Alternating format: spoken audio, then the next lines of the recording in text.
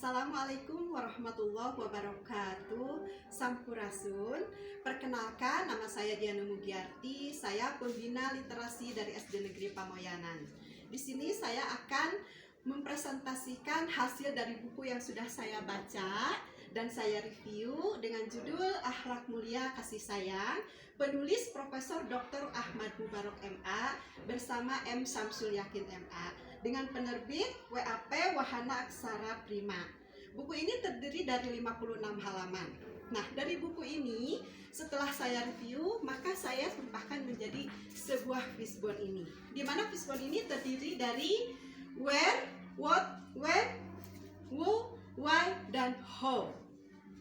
Nah, lalu ada di sini sesuai dengan buku yang sudah saya baca, dengan judul bukunya seperti tadi saya ungkapkan, ada Akhlak Mulia Kasih Sayang dengan penulis Profesor Dr. Ahmad Mubarok MA bersama M. Samsul Yakin MA, penerbit yaitu WAP Wahana Aksara Prima dengan jumlah halaman 56 halaman.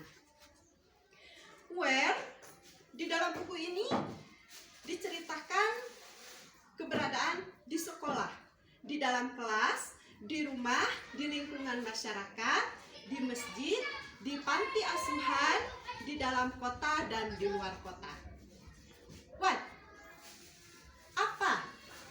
Apa yang ada di dalam buku ini? Yaitu tentang kasih sayang sebagai nilai akhlak mulia. Yaitu dengan penuh perhatian, ingin selalu memberi, bukan meminta. Jadi kita harus selalu ingin memberi tetapi bukan meminta, lalu selalu memaklumi kekurangan orang lain, mudah memaafkan orang yang berbuat salah kepada kita, tidak suka mendendam.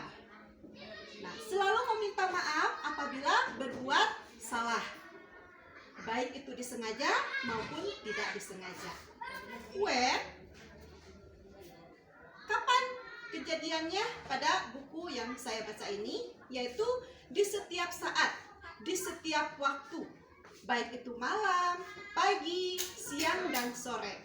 Pada saat bulan puasa, lalu menjelang maghrib, menjelang subuh, menjelang buka puasa, dan menjelang tidur. Nah, siapa yang ada di dalam buku bacaan itu? Yaitu Allah Subhanahu wa Ta'ala, Sang Pencipta.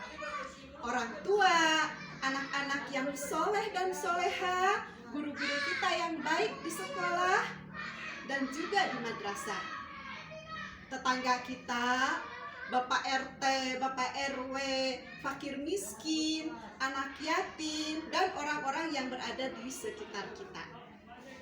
Lalu why di dalam buku ini? Mengapa kita perlu memberi? Orang yang banyak memberi itu kebaikan kepada orang lain tentu akan banyak menerima kembali apa yang sudah kita perbuat. Lalu mengapa memberi itu tidak boleh dengan pamrih? Ya, hanya pemberian yang ikhlas dan tanpa pamrih saja yang bisa berbuah kasih sayang. Lalu mengapa kita harus menyayangi orang tua? Karena orang tua itu adalah orang yang paling menyayangi kita. Mengapa kita harus menjadi pemaaf? Karena tanda anak yang pemaaf, tanda anak yang berakhlak mulia itu adalah yang suka memaafkan orang lain. Lalu yang terakhir, how? Bagaimana? Nah, dengan cara memberi perhatian, ya, memberikan kasih sayang, selalu berbuat baik, mau menolong sesama, ingin selalu belajar, bisa dan biasa memaklumi kekurangan orang lain, dan mau mengakui kelebihan orang lain. Nah, dari bacaan ini ada hikmah yang saya ambil.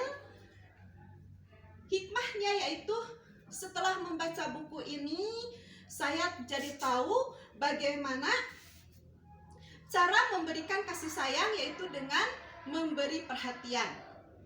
Lalu bagaimana sikap kita terhadap sesama? Jadi kita harus mendahulukan kepentingan umum daripada kepentingan pribadi atau kepentingan sendiri, kepentingan individu.